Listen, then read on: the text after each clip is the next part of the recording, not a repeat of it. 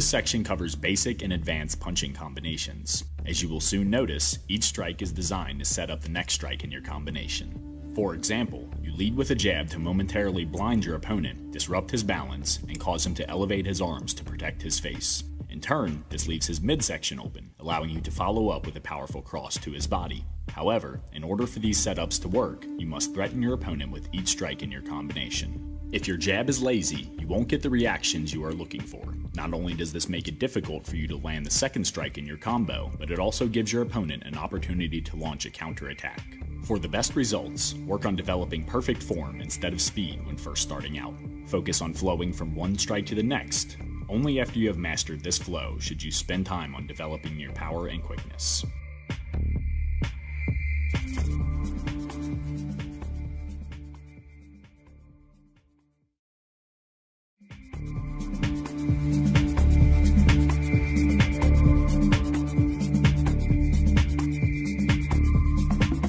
I'm standing in close range with my opponent. To begin the combination, I throw a lead close-range hook to the side of my opponent's jaw, and then throw a lead mid-range hook as I back out. It is important to notice that with the first hook, I keep my hips square with my opponent, and with the second hook, I rotate my hips in a counterclockwise direction to deliver a more powerful punch. I recommend practicing this technique as much as possible because a lot of opponents will drop their guard when separating from the clinch.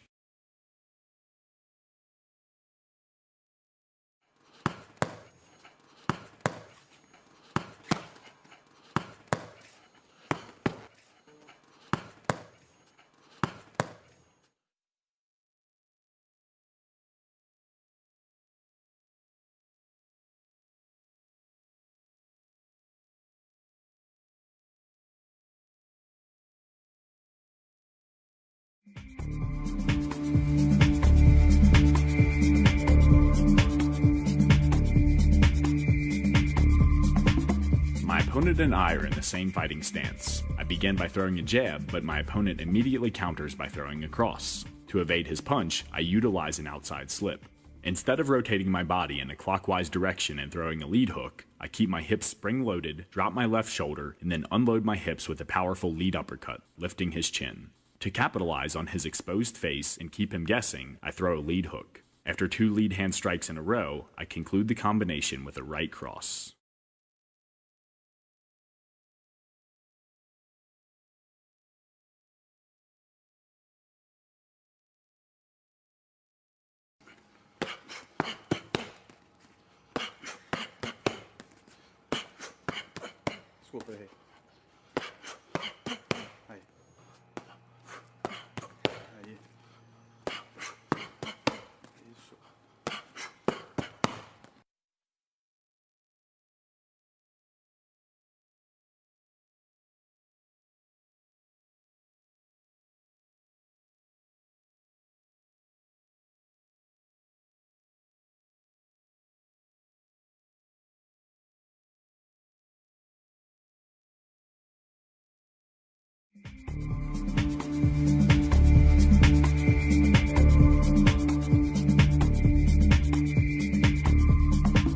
My opponent and I are again in the same fighting stance. Just as in the last sequence, I begin by throwing a jab, but my opponent counters with a right cross. To evade his punch, I utilize an outside slip. However, this time I throw a cross at the same time, which disrupts his rhythm and hinders him from immediately throwing a secondary strike. To capitalize on his stunned state, I immediately follow up with a lead hook to the side of his face.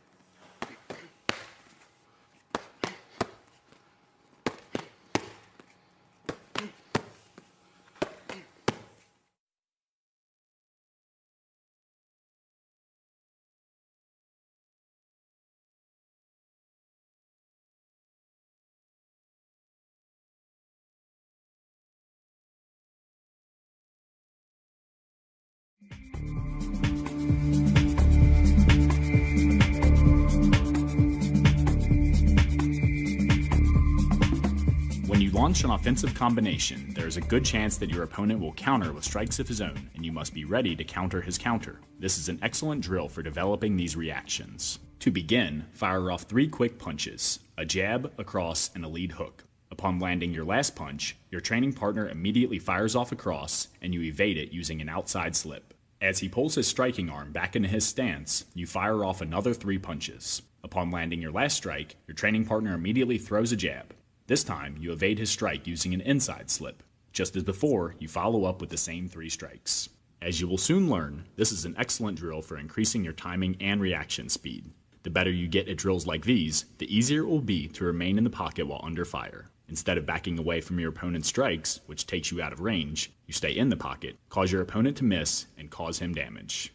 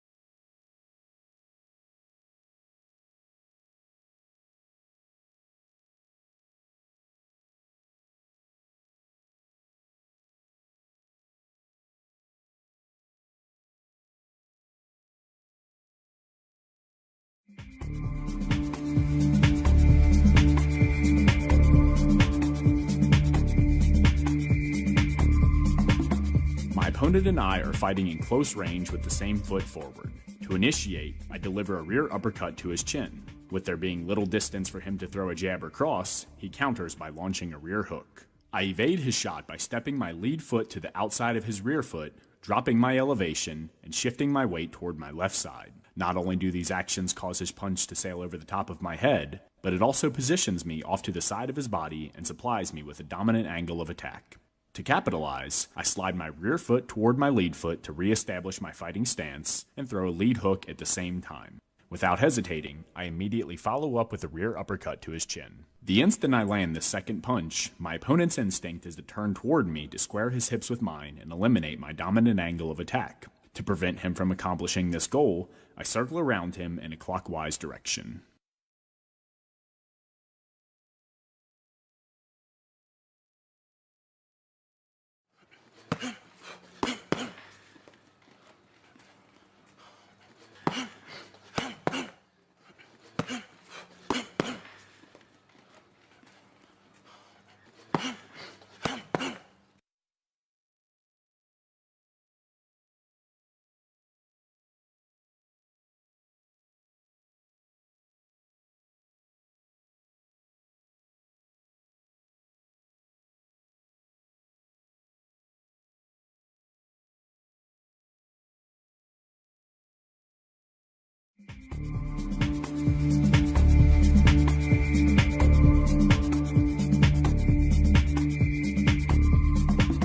My opponent and I are in the same fighting stance.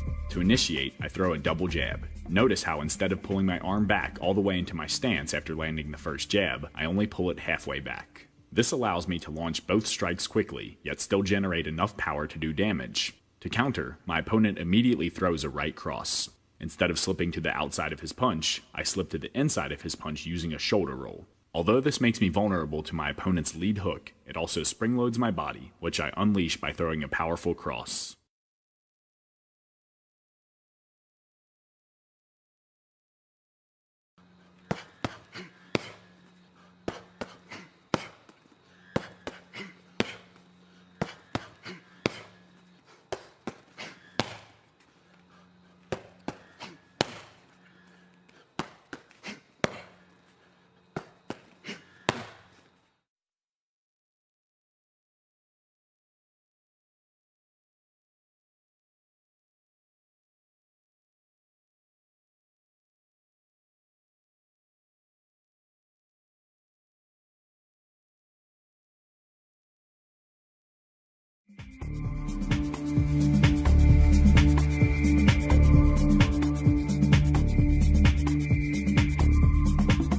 In this scenario, my opponent and I are in opposite fighting stances. To begin my attacking combination, I fire a jab at my opponent's face. Having just been hit, his first reaction is to throw a jab right back at me. To evade his punch, I rotate my body in a clockwise direction and employ an outside slip, causing him to miss. As he draws his jab back towards his body, I rotate in a counterclockwise direction and throw a lead hook to the left side of his face. This causes him to think my next strike will come from my rear hand, but to switch things up, I throw a second lead hook with my right hand. It is very important to pay attention to my lead foot when I throw the second hook. Instead of keeping it planted on the mat, I step it further to the outside of my opponent's lead right leg, giving me a more dominant angle of attack. To capitalize on that angle, I throw a straight left cross at his center line, and then circle around towards his back before he can square his hips up with mine and launch a counterattack.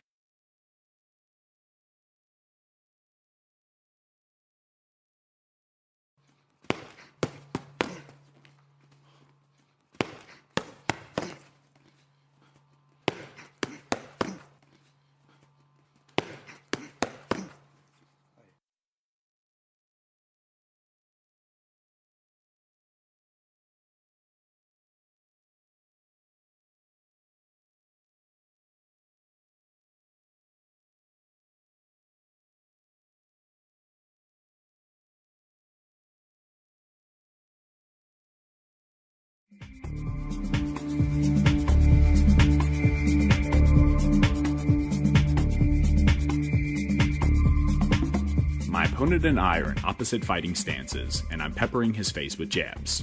In an attempt to launch a counterattack, immediately after my last jab lands, he steps forward and attempts to throw a lead hook over my outstretched arm and into the side of my face. Having not leaned forward when throwing the jab, I simply pull my right arm back into my stance and block his hook with a lead outside block. Before my opponent can pull his arm back into his stance, I counter with a jab and then a right cross.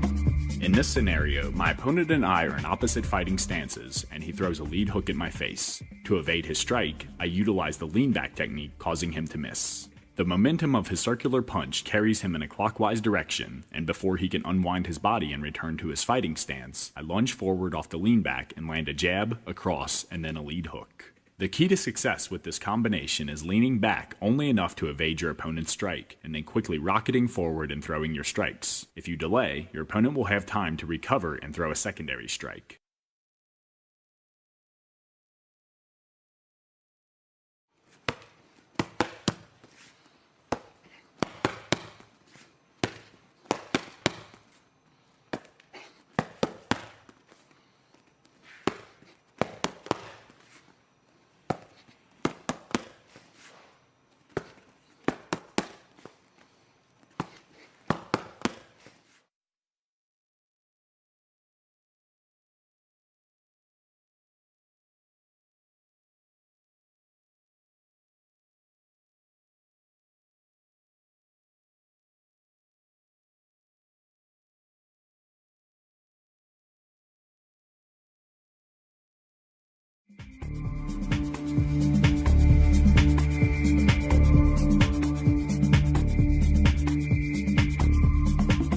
My opponent and I are in opposite fighting stances, and I throw a jab-cross combination at his face. Having just landed 2 strikes, he immediately throws a cross of his own. To counter, I utilize an inside slip, and before he can pull his arm back into his stance, I land another jab, cross, and jab. When fighting, it is unrealistic to think that you can throw 5 or 6 punches without your opponent striking back.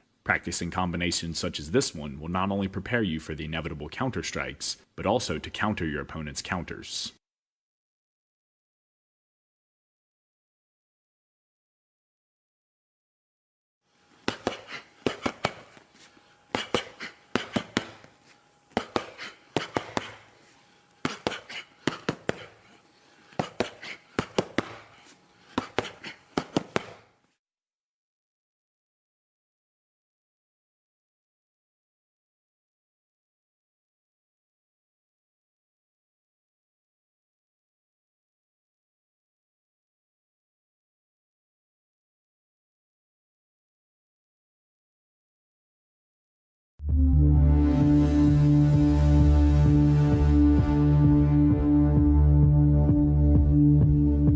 In this section, I demonstrate a number of ways to counter your opponent's strikes with punching combinations. With a lot of these techniques, instead of moving away from your opponent's punches, you remain in the pocket and either block or evade.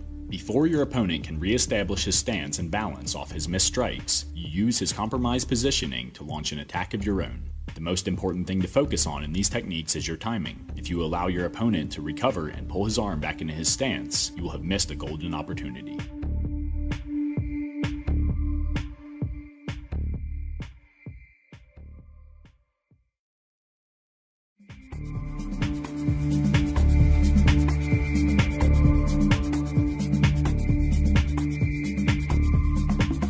I begin this combination by parrying my opponent's jab and countering with a jab of my own. After causing your opponent damage every time he jabs, chances are he will get more hesitant with future jabs and either begin leaning his head backwards or dropping his rear hand in front of his jaw to catch your counter jab. Either way, it allows you to strike the side of his face with a lead hook immediately after throwing your jab.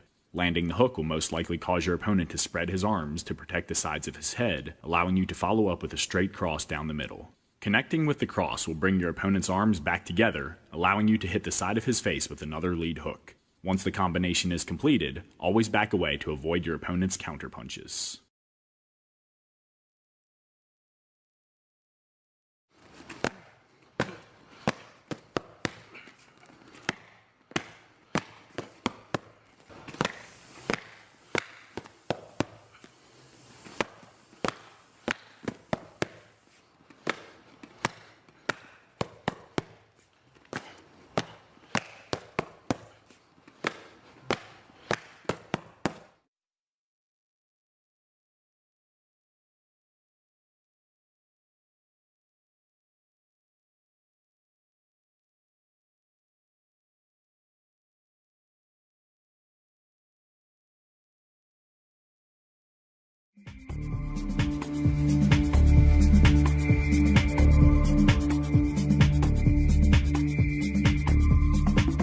This combination is very similar to the previous one, except here I am using a lead parry to evade my opponent's cross. Just as before, I immediately throw a jab off the parry, hitting my opponent before he can throw his secondary strike. After several repetitions, I unleash my combination by following my jab with a cross.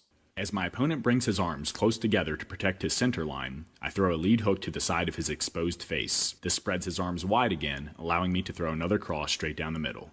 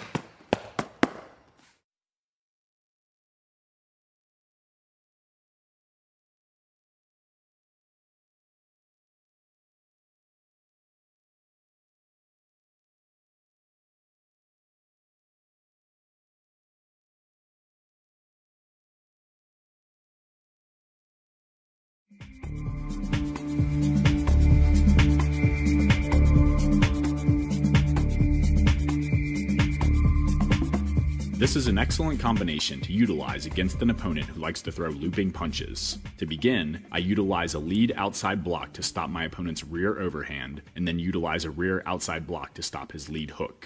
With his arms spread wide due to his punching combination, I fire a right cross straight down the middle. This draws his arms together, creating an opening for me to hit the side of his face with a lead hook. As he draws his arms wide to protect the sides of his face, I throw another right cross straight down the middle.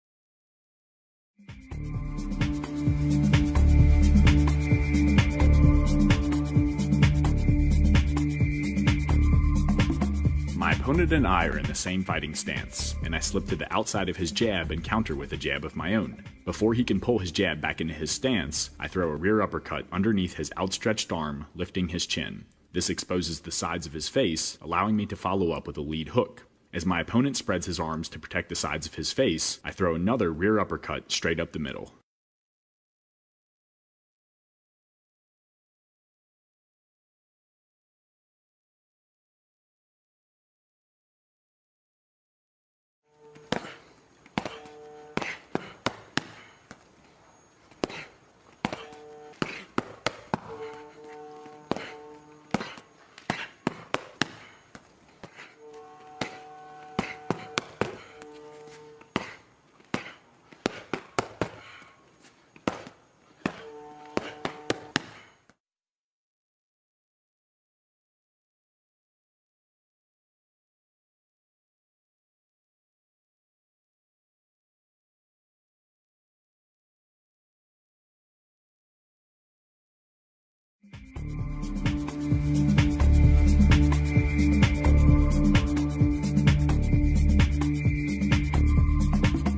This combination begins the same as the last. My opponent throws a jab, and I evade his strike by slipping to the outside of his arm. At the same time, I throw a counter jab. However, after several repetitions, my opponent shoots forward off my counter jab. To avoid getting hit, I step my rear foot behind me, and to hinder his forward momentum, I throw a right cross at the same time. My opponent continues to come forward, so I step my lead foot backward to resume my fighting stance and throw a lead hook. With my opponent still charging forward, I step my rear foot behind me again and throw another cross straight down the middle.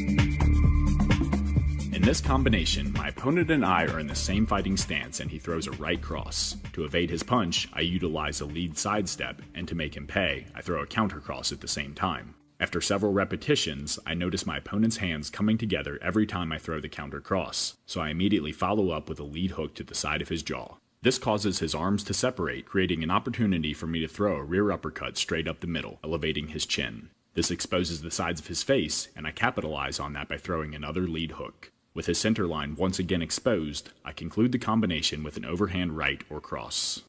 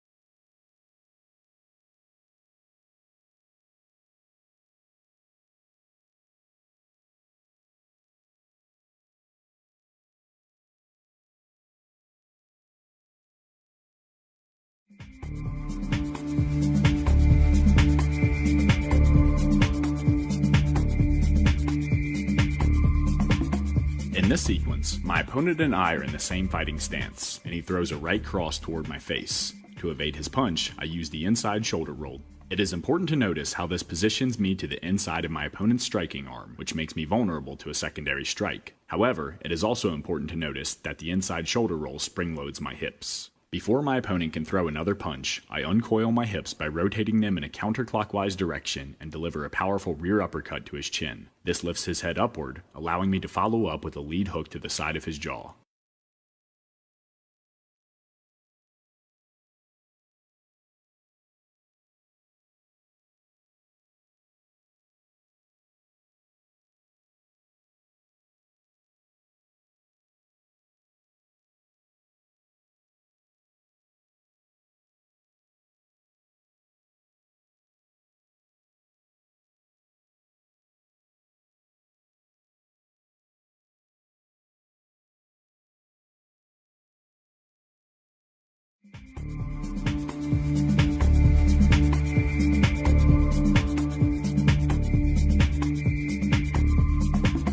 This combination begins the same as the last.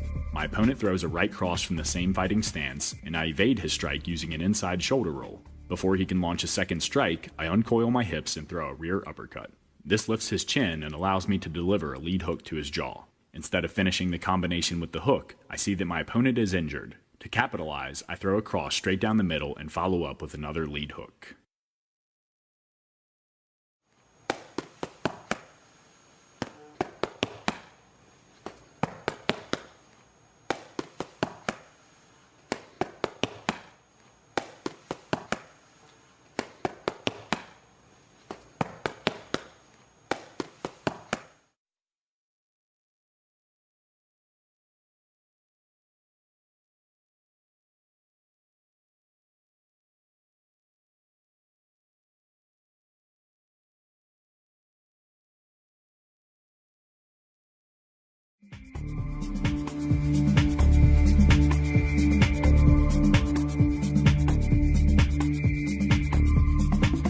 This is an advanced combination, not just because of how many punches you throw, but also because of the type of punches. To start, my opponent throws a jab, I utilize the lean back technique, and I slip to the outside of his arm and counter with a jab at the same time. I follow my counter jab with a right cross to force my opponent to bring his arms into his center line. Next, I pull my right arm back into my body and without dropping my elevation, throw a right uppercut up between his arms and into his chin. This forces my opponent to bring his arms even closer together. After throwing 2 consecutive strikes with my right hand, it also makes him think I will throw a punch with my left hand. To shake things up, I now throw the rear right hook to the side of his face. This brings his arms outward, allowing me to throw a jab straight down the middle. With my opponent wounded, I conclude the combination with a cross and then another lead hook. The key to success with this combo is stunning your opponent with 3 right-handed punches in a row.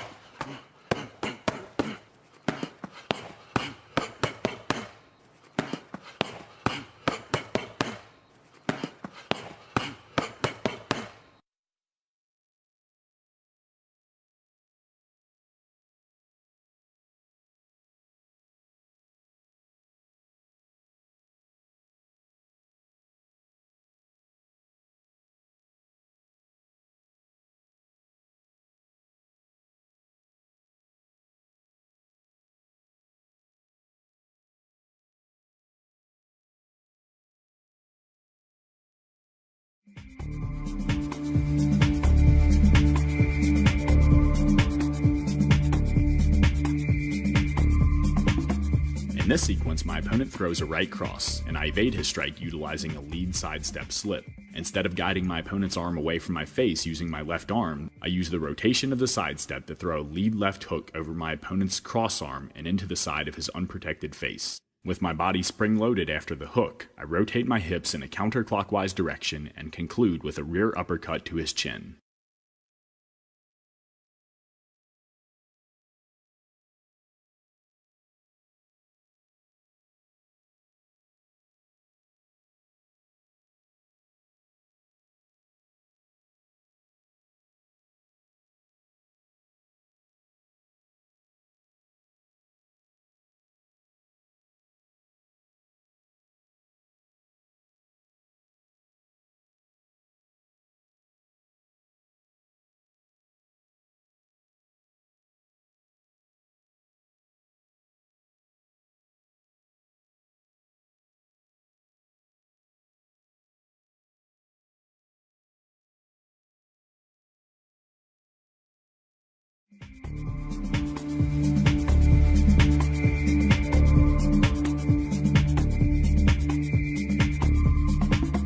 This combination begins the same as the last. My opponent steps forward with a cross, and I evade his strike utilizing a lead sidestep slip and counter lead hook. After several repetitions, I unleash a lightning-fast combination to overwhelm my opponent. This combination is constructed from a lead hook, a rear hook, another lead hook, and then another rear hook. It is important to notice that I am not dramatically turning my hips on each punch. Instead, I throw the punches using a very slight rotation to land them as quickly as possible.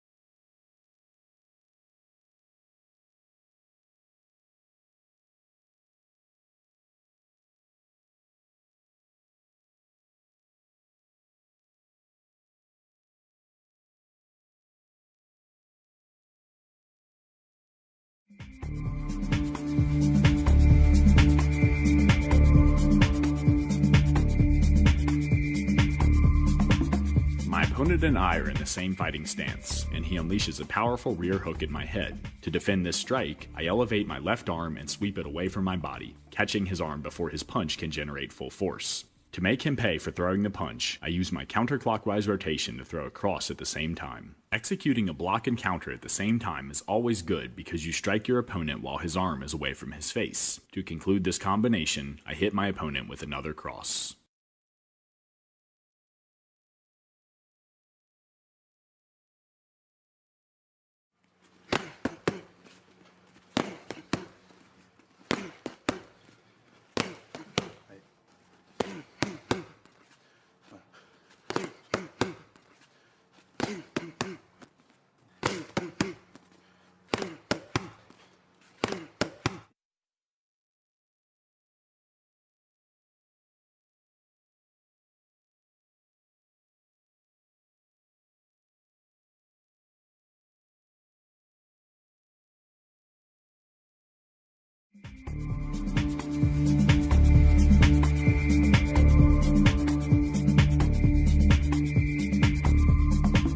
My opponent and I are in the same fighting stance. He throws a jab, and I evade his strike utilizing a rear parry. However, it is important to notice that I parry his fist downward instead of to the outside of my body. This allows me to throw an immediate counter cross over his extended arm and into his face. To conclude the combination, I throw a lead hook.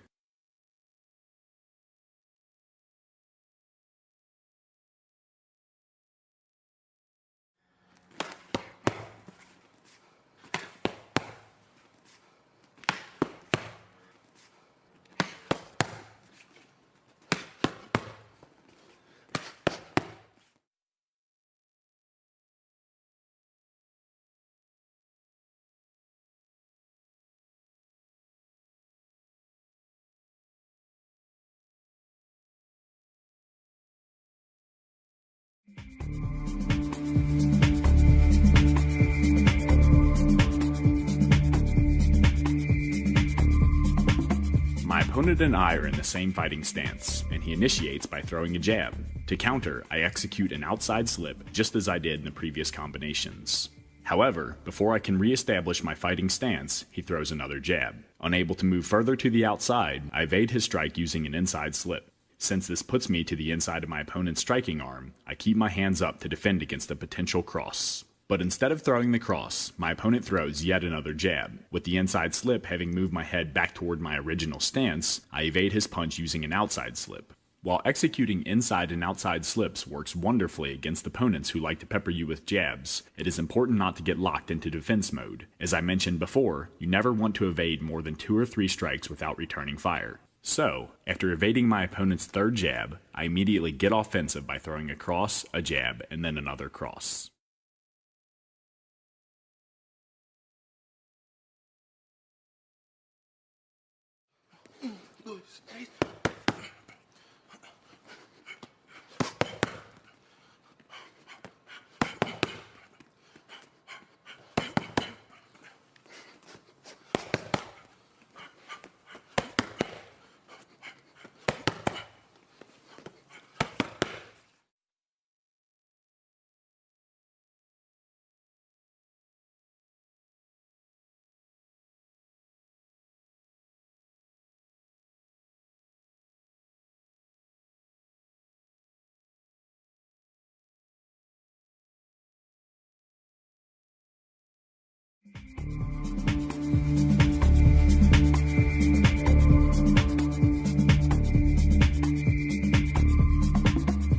opponent and I are in the same fighting stance, and he throws a jab at my face. Instead of using a regular inside slip, I step my rear foot to the outside of my opponent's lead leg and shift my weight in the same direction. Although this breaks the rule of only slipping far enough to cause your opponent to miss, it allows me to spring off my right leg and throw a powerful cross over his outstretched arm. As the momentum of my cross carries me back into my original fighting stance, I don't stand there and wait for my opponent to launch another strike. Immediately, I throw a jab to keep him at bay and then walk backward to create distance between us.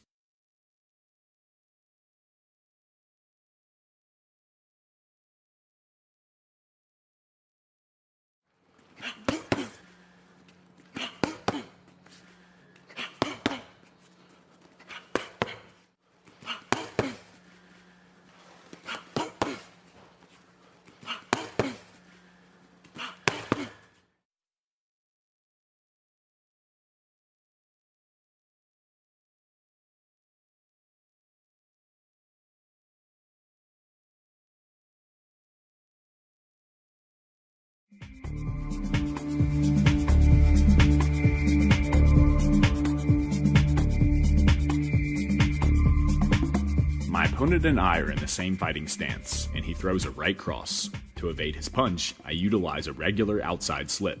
However, once I execute the slip, I get creative with my counter by blending a lead uppercut with an inside pivot.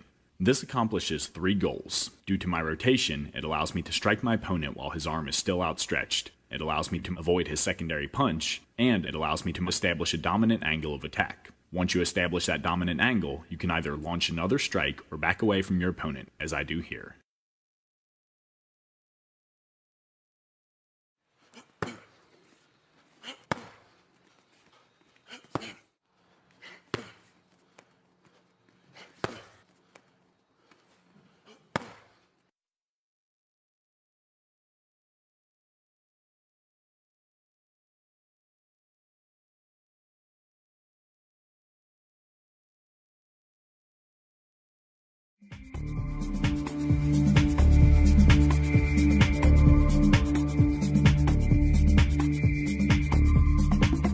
In MMA, there are a lot of fighters who like to throw big, looping punches. When up against such a fighter, the bob and weave can be a very important tool. In this combination, I put it into effect. Starting in the same fighting stance, my opponent throws a lead hook toward my head.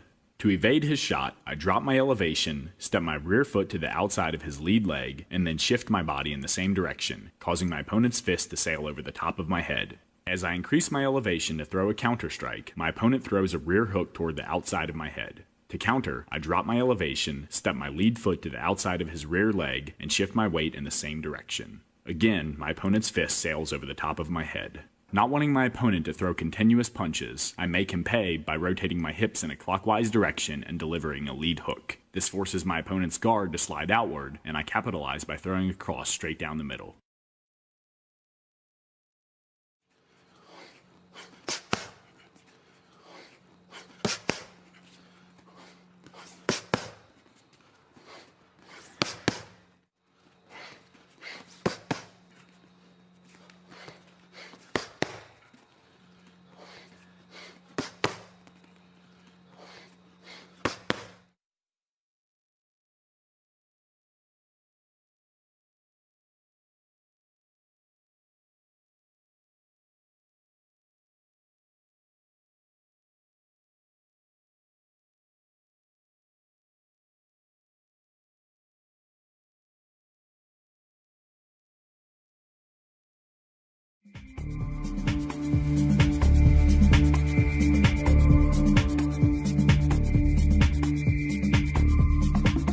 This is an excellent drill to practice when your upcoming opponent has a tendency to be overly aggressive. Instead of simply backing away from his strikes, you back away and fire off strikes of your own. Notice how as I step my lead foot back to move away from him, I throw a jab. As I slide my rear foot backwards to create even more space between us, I throw a cross. With my opponent still coming forward, I slide my lead foot back and throw another jab. To conclude this combination, I hit my opponent with another cross. Although it can be difficult to throw powerful punches while moving backwards, your shots can still cause damage due to your opponent moving into your fists. It is important to notice that I only take 3 steps backwards. This is to prevent my opponent from really getting his momentum moving forward and overrunning me. If your punches do not stop your opponent, instead of continuing to move backward, a better approach would be to move off to the side and allow him to move past you.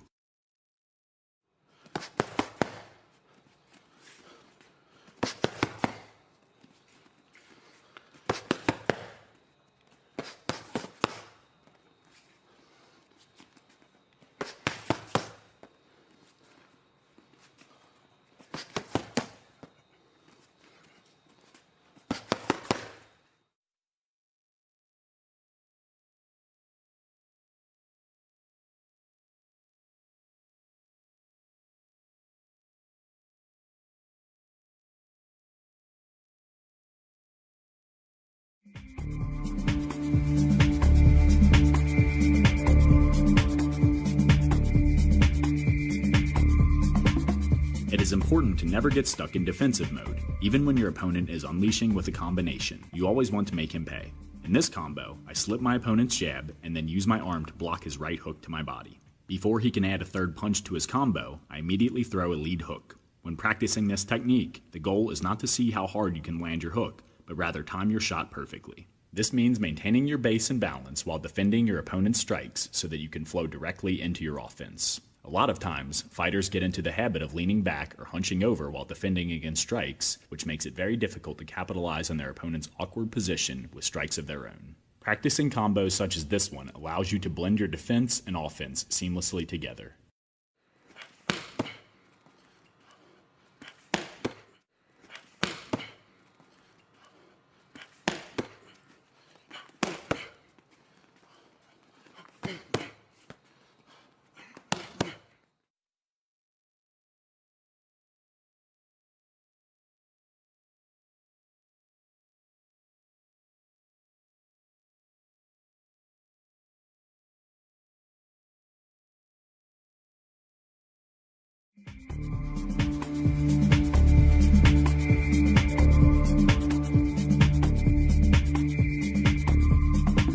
My opponent and I are in the same stance, fighting in close range. He initiates by throwing a powerful rear uppercut at my jaw. Just as I would when facing a cross, I evade his punch by stepping my lead foot to the outside of his rear leg and executing an outside slip. With my hips spring-loaded, I unwind them in a clockwise direction and throw a lead hook to the side of my opponent's jaw.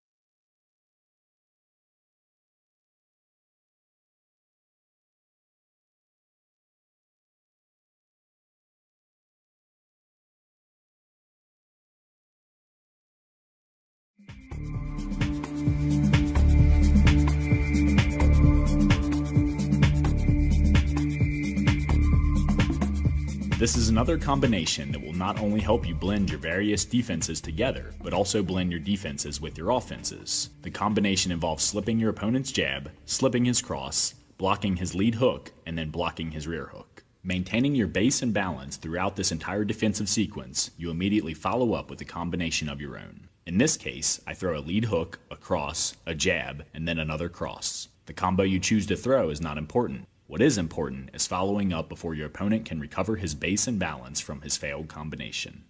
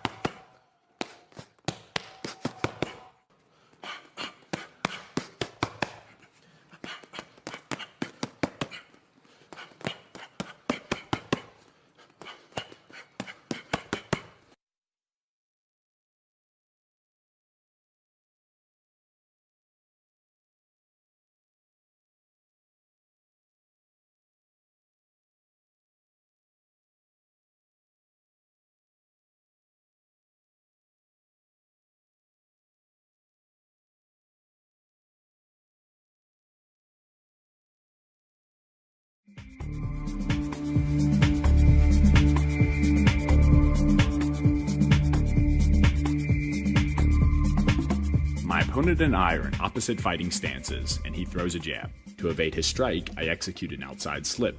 However, it is important to notice that in addition to rotating in a clockwise direction and moving my head away from my center line, I also take a small step forward with my lead leg and lean toward my opponent. This allows me to close the distance and land a shovel hook to my opponent's body while his jab is still outstretched. For the best results, I target his last two ribs, both of which will break quite easily, especially when striking with MMA gloves. The body shot causes my opponent to protect his sides by dropping his elbows, and I quickly move backward and throw a lead hook to the side of his exposed face. Naturally, his arms angle outward to protect his face, and that's when I conclude the combination with a cross.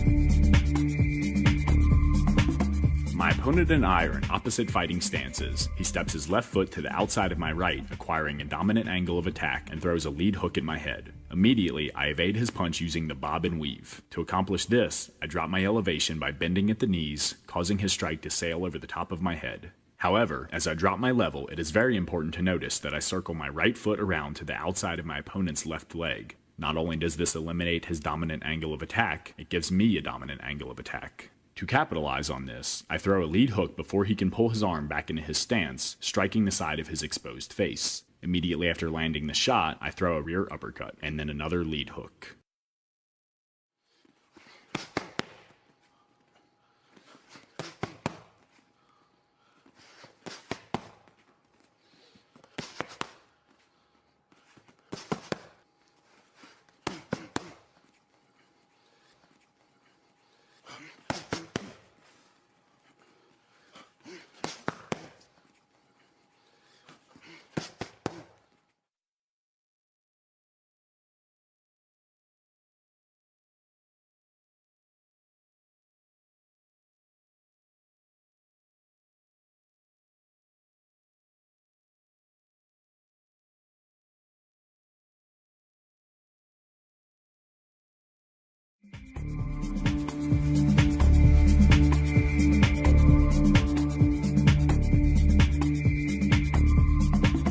It is important to mention that this is a very advanced technique because it requires precise footwork and nail-sharp timing. My opponent and I are in opposite fighting stances, and he throws a jab. To evade his strike, I execute an outside slip. However, before I can launch a counter strike, my opponent immediately fires a cross. To evade his second strike, I rotate my body in a counterclockwise direction and utilize an inside slip. I immediately attack by stepping my right foot to the outside of his rear foot and then throwing a cross at the same time. It is important to notice that this last action causes me to momentarily cross my feet. Although I mentioned that you don't want to do this, it is alright as long as you utilize it as a setup at the right moment. Once my right foot touches down, I circle my left foot along the mat in a clockwise direction. With my body now positioned to the outside of my opponent's rear leg, this causes me to circle around his body. As I slide my left leg towards its new position, I throw a lead hook to my opponent's jaw. With all my weight moving in the direction of the hook, it is a very powerful shot.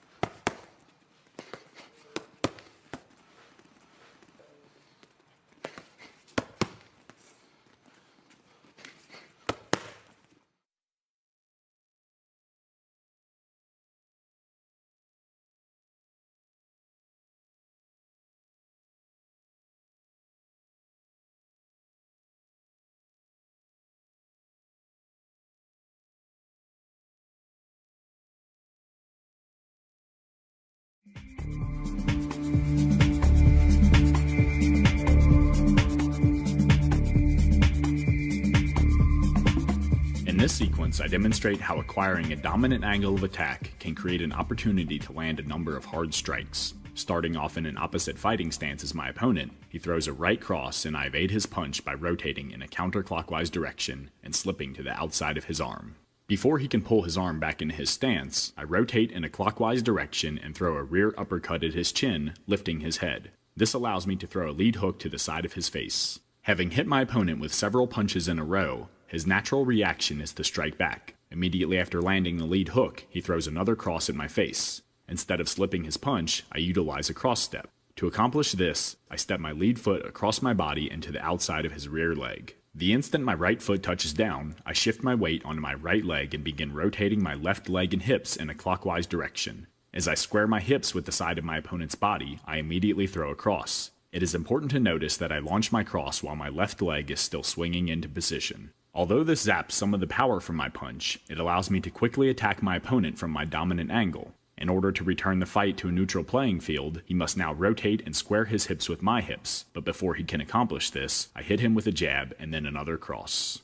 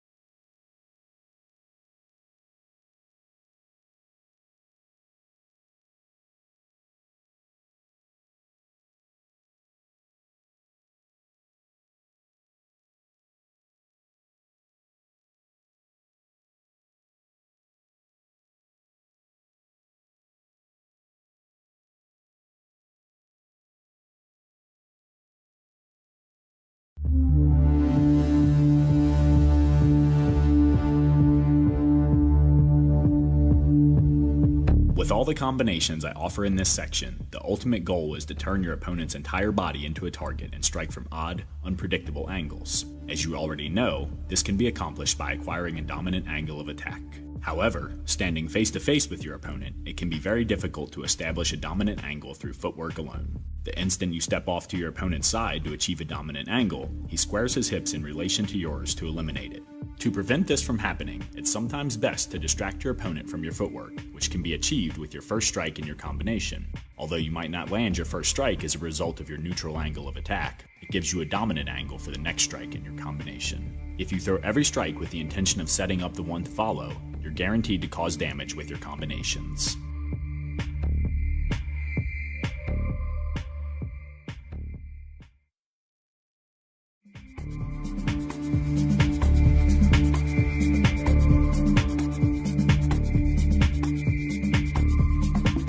In this sequence, I demonstrate how to throw 2 consecutive rear Thai kicks, which is one of the first combinations that Muay Thai fighters learn. This technique comes in handy because a lot of times your opponent will check your first kick by elevating his leg. As he drops his foot to the canvas, you immediately launch a second Thai kick with the same leg, catching him in the midsection before he can elevate his leg and check your second kick. The key to success with this particular combination is speed. Instead of re-establishing your base after your first kick, you launch your second kick the instant your foot touches the canvas. This is often very difficult when first starting out because not only does it require a lot of hip movement, it also requires perfect form. If you lean back or to either side on your first kick, you won't have the balance needed to immediately fire off your second kick. I strongly suggest practicing this technique as much as possible on the Thai pads as shown in this sequence.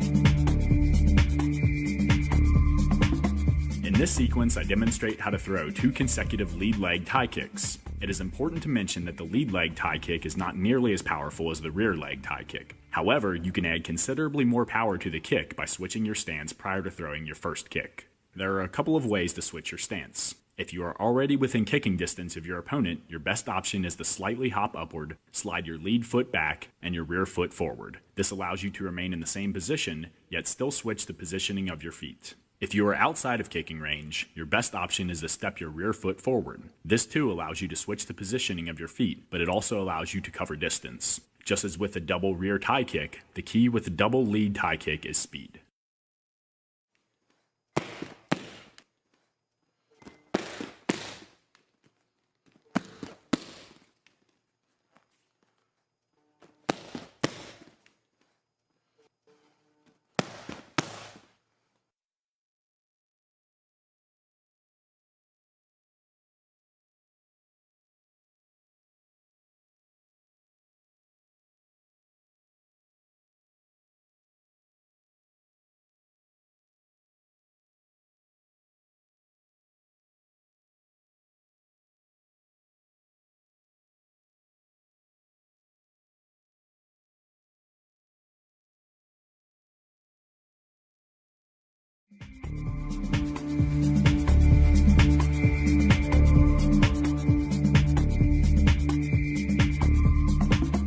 In this sequence, I demonstrate how to throw 2 straight knees in a row with both your lead and rear leg.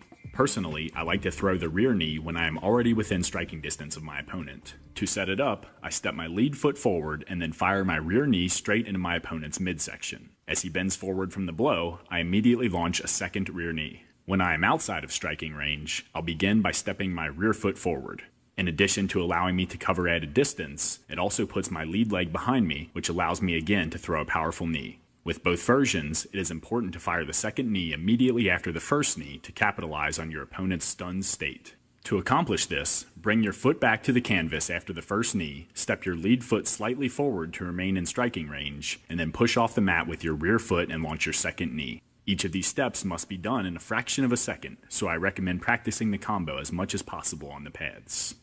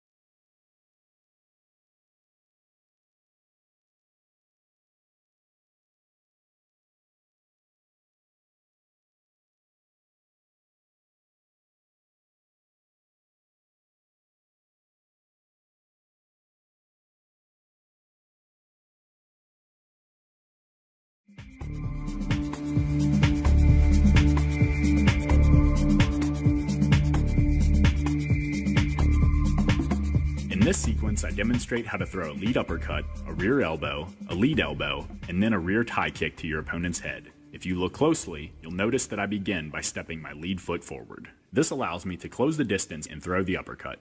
In addition to lifting his head and spring-loading my hips, the uppercut also causes my opponent to bring his arms closer together to protect his center line, which makes the sides of his face vulnerable. To capitalize on that vulnerability, I unwind my hips and throw a powerful rear side elbow to the side of his face. With my hips now spring-loaded in the opposite direction, I immediately unwind them and follow up with a lead side elbow to the opposite side of my opponent's face. Having thrown 3 strikes in a row from a very close range, your opponent will most likely back up to evade any further strikes. As you know, it is very difficult for a retreating opponent to either attack or defend, and you capitalize on that by concluding the combination with a rear round kick to his head.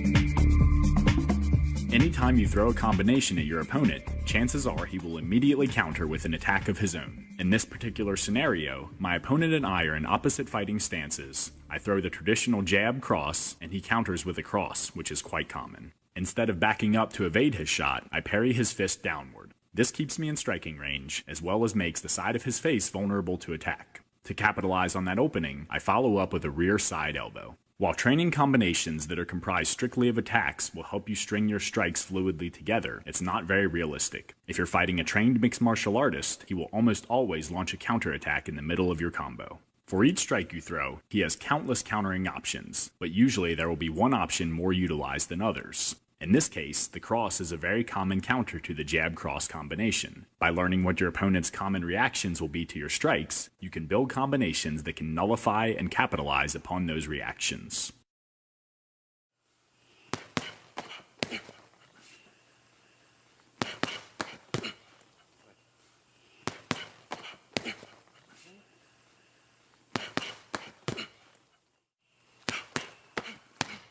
Agora o último ferrado.